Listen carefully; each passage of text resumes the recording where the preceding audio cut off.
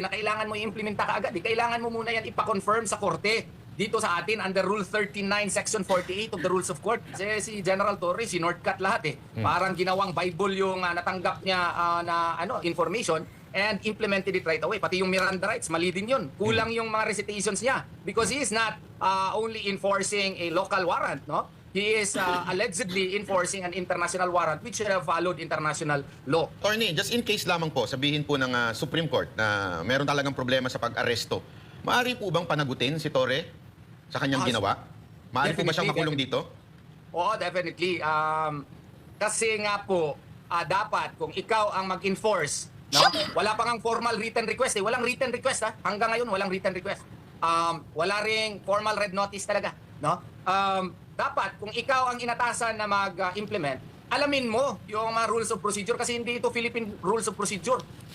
ICC Rules of Procedure nito. Kailangan nga dapat na alam niya yung Article 59, no? Kailangan alam niya yung Universal Declaration of Human Rights, Article 8, Article 9, which requires that the accused should be brought to the nearest competent judicial authority. Dapat alam niya yung Article 9 of the International Covenant on Civil and Political Rights na dapat mapunta kaagad sa korte para makapag-assert sa kanyang rights yung dinakip, no? At saka kailangan na dapat sana na alam niya na bago niya i-implement yung warrant, hindi yan Bible na kailangan mo i-implementa kaagad. Kailangan mo muna yan ipa-confirm sa korte dito sa atin under Rule 39, Section 48 of the Rules of Court. Kaya nga yung mga annulment na yan, yung mga divorce na yan, no? Court order yan, let us say, doon sa Japan. Court order galing doon sa Netherlands or sa any court allowing divorce. Hindi mo yan effectively bigyan ng legal effect dito sa Pilipinas. Mag-file ka pa ng petition doon sa RTC, ipa-confirm mo muna yan, at sa kung na-confirm na yan, no, na pag-aralan ng korte, nabigyan ng due process, no? So, bago yan, i-implement dito sa Pilipinas. Si General Torre, sinortcut lahat eh. Parang ginawang Bible yung natanggap niya na information and implemented it right away. Pati yung Miranda rights, mali din yun. Kulang yung mga recitations niya because he is not only enforcing a local warrant, no? He is allegedly enforcing an international warrant which followed international law. Attorney, eto lang, nabanggit niyo po yung Article 59. Meron po ako napakinggan kanina, isang dean pa nga yun, di ko na lang papangalanan. Sabi niya hindi na daw applicable yung Article 59 since we are no longer part of the ICC.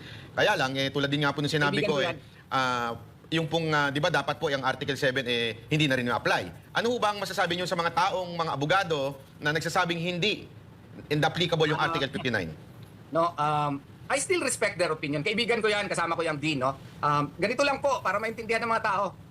Meron sila daw ang arrest warrant pursuant to the Rome Statute under the, batas ng Rome Statute. Kung mag-avail ka ng rights ngayon ng pursuant to the Rome Statute, hindi na applicable? Kabalbalan naman yan. At saka, ganito po, ipabasa lang sa kanila ulit yung Section 2 ng Rule Article 59. Kasi doon sa Article 59 Section 2, ang custodial state has the obligation to bring the accused to the competent judicial authority. I-remind lang natin sa kanila, ano bang definition ng custodial state? No? Pursuant to ICRC-ICC Section 1 thereof, it states, no, ICRC-ICC Agreement, Section 1, defines what is a custodial state, and it has been defined as a state in which a person under a warrant of arrest issued by the International Criminal Court is detained while awaiting transfer to the seat of the ICC. In effect, it is a country that has actual physical custody over an arrested person pursuant to an ICC warrant, regardless of whether or not it is a state party or not. So, regardless on whether or not we are a state party, you are obligated to bring him to the competent judicial authority. Kaya nga, yung form nga nila, may form na pinapa-fill up. Nakalagay nga doon na anong tawag dito, na whether he was delivered to a competent judicial authority. Alam mo ba anong nakalagay doon? I do not know. Ang nakalagay doon sa taga-ICC na nag-fill up noon. Now, it shows that it is really a legal requirement whether he was arrested in a state party or not. Anong proof ko? Bemba ruling. Bemba ruling, that is also a court decision by the ICC, no? Congolisia, okay? Tapos, nadakip siya sa Belgium, Brussels, Belgium. Anong ginawa ni Bemba?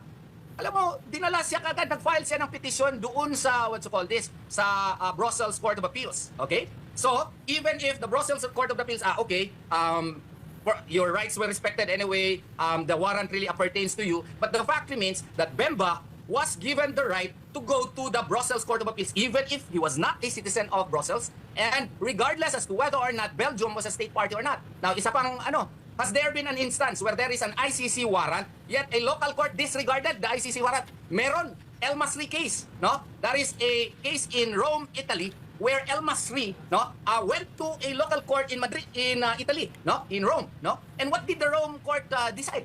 It decided na the rights of the accused were not respected, and we decided instead of surrendering him to you, we will deport him. Anong ibig sabihin nun? Ang ibig sabihin nun that there is that rule, due process. Matagal na masyado yan na concept. It started even with the Greeks and the Romans, di ba? The Themistocles, the immortal cry of Themistocles to Alcibiades, strike, but hear me first, no?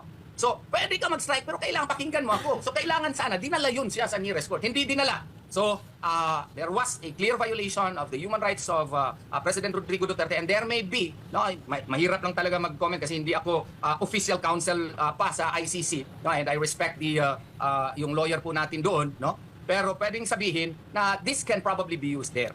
Attorney, kaya lang meron doon sa unang hearing, di ba po, nagkomento po si ES. Nagkomento po siya at sinabi niyang it was an abduction or kidnapping. Pero parang hindi ho ata siya pinansin nung judge ng ICC. Napanood niyo po yun, sir? Ganito kasi, meron kasing time nun. It can be raised during the confirmation proceedings. Okay? So hindi pa time ito? Initial appearance. Oo. Okay. Pero may basis din actually si ES doon. Kasi if you will read the ruling in Prosecutor versus Dragan Nikolic, this is an ICTY case. There was an implication there that you should raise it at the very first instance. So, kung basihan mo yung Dragan Nikolic case in the ICTY, kailangan kung yung acquisition over the jurisdiction of your person is defective, you should raise it in the first instance. Kaya siguro, geniusly, ginawa yun ni Executive Secretary Medialdea para during the confirmation hearing, which is supposedly the time by which you have to raise those matters, he can say that I even raised this matter during the initial instance. Kasi po, pinalalabas po ng iba na parang hindi siya pinansin. Dinedma daw siya ng ICC. Hindi. Sa rules lang kasi ng ICC, dapat erase yun doon sa confirmation proceedings. Pero may basihanan din si ES doon kasi sa ICTY case nga, Dragan Nikolic, kailangan kung may question ka over the jurisdiction over your person, pursuant to that South African case likewise, cited, which was decided likewise, na kung illegal yung pagkadakip mo, kailangan erase mo kaagad yan. Yun siguro ang naging rason bakit sinabi at nagmanifest kaagad si ES Medialdea. Sa akin yun, kung ako nun, genius yun na move. And kung ako yun, palabian pa to na ako. Kung sabi na sa Bisaya yan. I would have cited Prosecutor versus Dragan Nikolic. I would have cited also the South African case, where if there is defect in the process, in the arrest, kung kinidnap ka, kung may extraordinary rendition na nangyari, dapat erase mo yan at the very first instance.